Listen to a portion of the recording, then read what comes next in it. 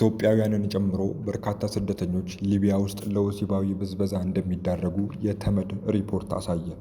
ወደ አውሮፓ ሀገራት ለመድረስ የሚጓዙ ኢትዮጵያውያንን ጨምሮ የበርካታ ሀገራት ስደተኞች ሊቢያ ውስጥ ለመደፈር፣ ለግዳጅ የወሲብ ንግድ፣ ለግዳጅ ሰራተኝነትና ስቅይት እንደሚዳረጉ የተባበሩት መንግስታት አዲስ ሪፖርት አሳይቷል። ስደተኞቹ ላይ የሚደርሰው ርኅራኄ የለሽና ስልታዊ የሰብአዊ መብት ጥሰት የሚፈጸመው ብዙውን ጊዜ ከሊቢያ ባለሥልጣናት ጋር ግንኙነት ባላቸው የሕገወጥ የሰዎች ዝውውር መረቦች አማካኝነት እንደሆነም ተገልጿል። የተባበሩት መንግስታት የሰብአዊ መብቶች ከፍተኛ ኮሚሽን ጽሕፈት ቤትና የሊቢያ የድጋፍ ተልዕኮ የካቲት 10 2018 ዓ.ም በጋራ ያወጡት ሪፖርት ሊቢያ ውስጥ የሚገኙ ኢትዮጵያውያን የሚደርስባቸውን ስቃይ ዘርዝሯል። ከጥር 2016 ዓ.ም እስከ ታህሳስ 2018 ዓ.ም ያለውን ጊዜ የሚሸፍነው ሪፖርት ሲዘጋጅ ከ16 የአፍሪካ፣ የመካከለኛው ምስራቅና ደቡብ እስያ አገራት የተውጣጡ 100 ገደማ ፍልሰተኞች፣ ጥገኝነት ጠያቂዎችና ስደተኞች ቃለ መጠይቅ ተደርጎላቸዋል። ቃለ መጠይቅ ከተደረገላቸው ስደተኞች መካከል የኢትዮጵያ፣ ኤርትራ፣ ደቡብ ሱዳን፣ ኬንያና ሶማሊያ ዜጎች ይገኙበታል። ወደ አውሮፓ ሀገራት መሻገር ለሚፈልጉ ስደተኞች ዋነኛ መተላለፊያ በሆነችው ሊቢያ ውስጥ በፍልሰተኞች፣ ጥገኝነት ጠያቂዎችና ስደተኞች ላይ የሚፈጸሙ ስልታዊ እንዲሁም ሰፊ የሰብአዊ መብቶች ጥሰቶችና በደሎች ያለምንም ተጠያቂነት እንደቀጠለ ሪፖርቱ ያስረዳል። ሪፖርቱ እንደሚገልጸው ሊቢያ የሚደርሱ ፍልሰተኞች፣ ጥገኝነት ጠያቂዎችና ስደተኞች ብዙውን ጊዜ መሳሪያ ተደቅኖባቸው በኃይል ይያዛሉ፣ ይታፈናሉ፣ እንዲሁም ከቤተሰቦቻቸው እንዲለዩ ይደረጋሉ። ይህ ከሆነም በኋላ ወደ ይፋዊ ያልሆኑና ሕገወጥ የእስር ተቋማት እንደሚወሰዱ ዘርዝሯል።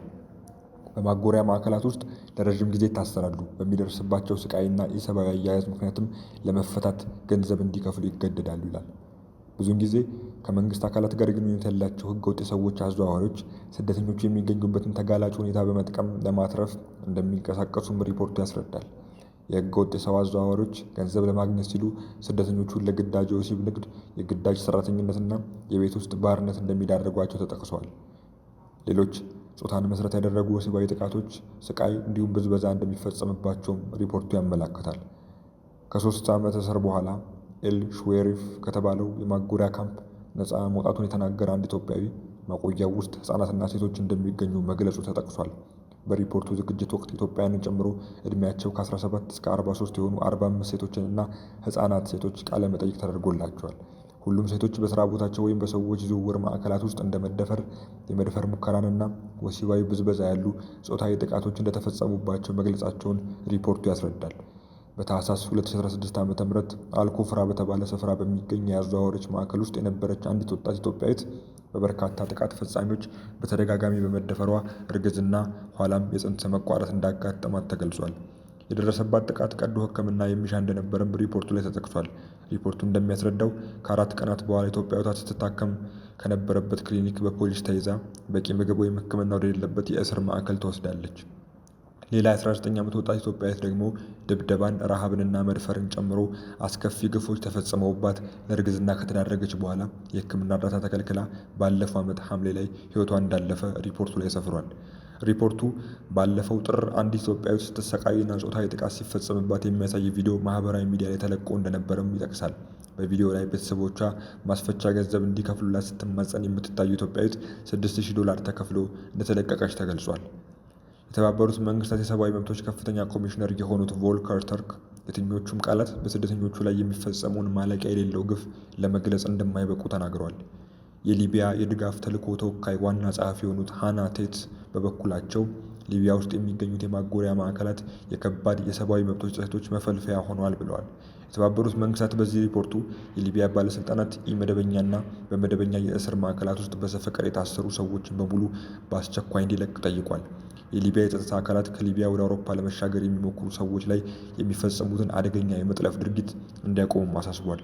ሁሉንም የዘመናዊ ባርነት አይነቶች፣ የግዳጅ ሰራተኝነትና ሕገወጥ የሰዎች ዝውውር ማስቆም እንዲሁም ለሰብአዊ መብቶች ጥሰቶችና በደሎች ተጠያቂነትን ማስፈን አስፈላጊ እንደሆነም አጽንኦት ሰጥቷል። ዘገባው የቢቢሲ ነው። ወደ ሌላ ዜናችን ስናልፍ ሞተዋል፣ በስትሮክ ተጠቅተው ሆስፒታል ተኝተዋል እየተባለ ሲወራባቸው የነበሩት የተባበሩት አረብ ኤሚሬትስ ፕሬዝዳንት ዛሬ ብቅ አሉ። የተባበሩት አረብ ኤሚሬትስ ፕሬዝዳንት ሼክ መሐመድ ቢን ዛይድ አልናህያን ረቡዕ ዕለት በአቡዳቢ ከአሜሪካው ሴናተር ሊንድሴይ ግራሃም ጋር መገናኘታቸውን ሴናተሩ በኤክስ ገጻቸው ላይ አስፍረዋል። ሴናተሩ በዚሁ መልእክታቸው ስለ ሀገሪቱ መሪ እየተሰራጩ ነው ያሉትን የሐሰት መረጃዎች ተችተዋል። በሳምንቱ መጀመሪያ ላይ የቱርኩ ፕሬዝዳንት ረሲፕ ጣይብ ኤርዶዋን ወደ አቡዳቢ ሊያደርጉት የነበረውን ጉብኝት ማራዘማቸውን ተከትሎ ስለ ሼክ መሐመድ የጤና ሁኔታ በማህበራዊ ሚዲያ ላይ የሚነገሩ ወሬዎች ተበራክተው ነበር። የኤርዶጋን ቢሮም የኤሚሬትስ መሪ የጤና ችግር እንደገጠማቸው የሚገልጽ ጽሑፍ በኤክስ ላይ አውጥቶ በኋላ ላይ መልሶ አጥፍቶታል።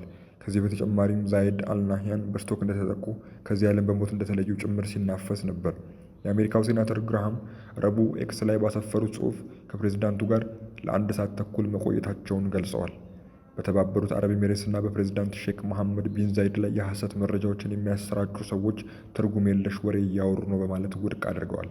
በተባበሩት አረብ ኤሚሬትስና በሳዑዲ አረቢያ መካከል አለመግባባት ያለ ሲሆን ይህም ከጊዜ ወደ ጊዜ እየሰፋ መጥቷል። ታዋቂ የሳዑዲ ማህበራዊ ሚዲያ ተጠቃሚዎች ኤሚሬትስ ለቀጠናው አለመረጋጋት አስተዋጽኦ እያደረገች ነው በሚል ትችታቸውን እያጠናከሩ የሚገኙ ሲሆን አስተያየቶቹ ብዙ ጊዜ ሼክ መሐመድን በግል ኢላማ ያደረጉ ናቸው። የዛሬ የአሜሪካው ሴናተርና የፕሬዝዳንቱ ስብሰባ በቃስር አልሻቲ መካሄዱን የሀገሪቱ የዜና አገልግሎት ዘግቧል።